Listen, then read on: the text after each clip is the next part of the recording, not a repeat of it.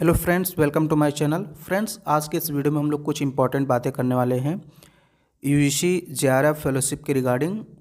बहुत सारे क्वेश्चंस रहते हैं आप सभी के, तो उसी से रिलेटेड कुछ बातें हम लोग करेंगे यहाँ पे।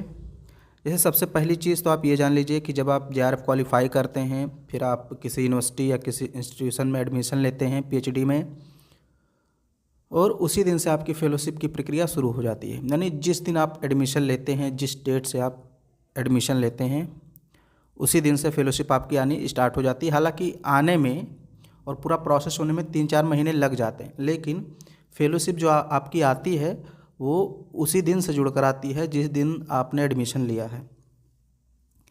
ठीक है। और फिर एक क्वेश्चन ये रहता है आप लोगों का, देखिए ये स्कॉलरशिप कैनरा बैंक का पोर्टल है, यहाँ पे आप लॉगिन करके अपनी प्रोफाइल खोल सकते हैं। ठीक है। फिर जब आप एडमिशन ले लेते हैं और प्रक्रिया शुरू होती है, तो सबसे पहले आपको जेआरएफ ज्वाइनिंग रिपोर्ट लगानी होती है, सबमिट करनी पड़ती है अपने नोडल ऑफिसर के पास। यानी यूनिवर्सिटी में आपके नोडल ऑफिसर होंगे जहाँ जो ये सारी चीज़ें देखते हैं फेलोशिप वगैरह, तो उनके पास एक ज्वाइनिंग रिपोर्ट देते हैं कि मैं ज्वाइन करना चाहता हूँ फेलोशिप। उस ज्वाइनिंग रिपोर्ट के साथ बहुत सारे डॉक्यूमेंट्स होते हैं, उसके लिए मैं अलग वीडियो बना दूँगा। तो जब आप ज्वाइन करते हैं तो लगभग 10 से 15 दिन या और कम ही दिन में 7-8 दिन में आपका बेनिफिशियरी कोड आता है उधर से, यूजीसी की तरफ से आपका एक कोड आता है बेनिफिशियरी कोड। बेनिफिशियरी कोड आने के बाद आप हर मंथ में 1 से 8 तारीख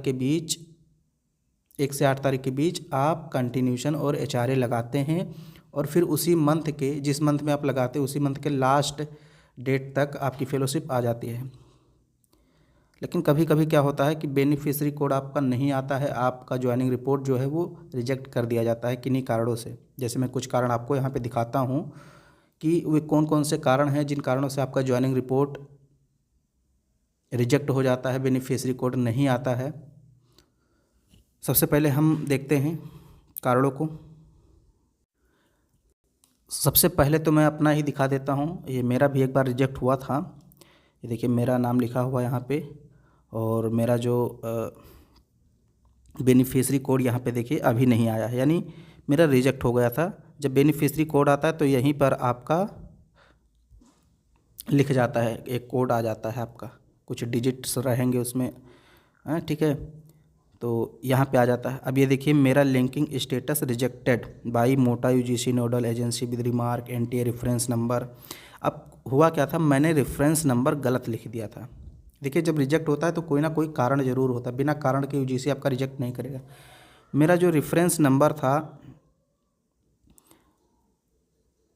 वो था ये देखिए, यानी लास्ट में 727 था, लेकिन मैंने लिख क्या दिया था 757, तो इसलिए मेरा जो रिजेक्ट हो गया था, यानी मैंने रेफरेंस नंबर गलत लिख दिया था।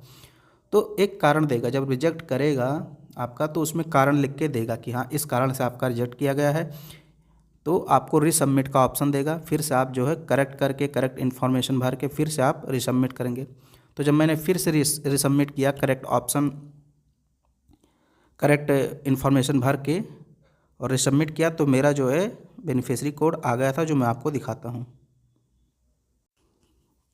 यहाँ पर आप देखिए जब मैंने रीसबमिट किया तो मेरा जो है अकाउंट और आईएफएससी कोड ये सब लिख के आ गया पूरा, ये सब जो मैंने दिया था आप देख लीजिए यहाँ पे। और यहाँ पे बेनिफिशियरी कोड ये देखिए मेरा एक्सेप्टेड यानी आ गया था, यहाँ पे देखिए। ठीक है। तो ये होता है जब आप रीसबमिट करते हैं, ये बेनिफिशियरी कोड आ गया था।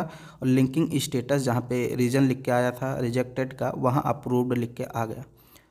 अब एक और मैं दिखा देता हूँ, ये तो मेरा था, एक मेरे दोस्त का भी रिजेक्ट हुआ था, उसका भी मैं दिखा देता हूँ।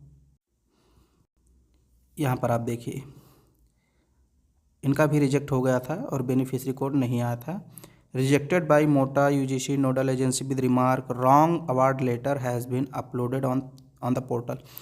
इनका क्या हुआ था कि नोडल ऑफिसर ने रॉन्ग अवार्ड लेटर अपलोड कर दिया था, यानी कि जो अवार्ड लेटर होता है जेआरएफ का वो दूसरे व्यक्ति का अपलोड कर दिया था, तो रिजेक्ट हो गया था। बाद में इन्होंने रिसबमिट किया तो इनका सही हो गया।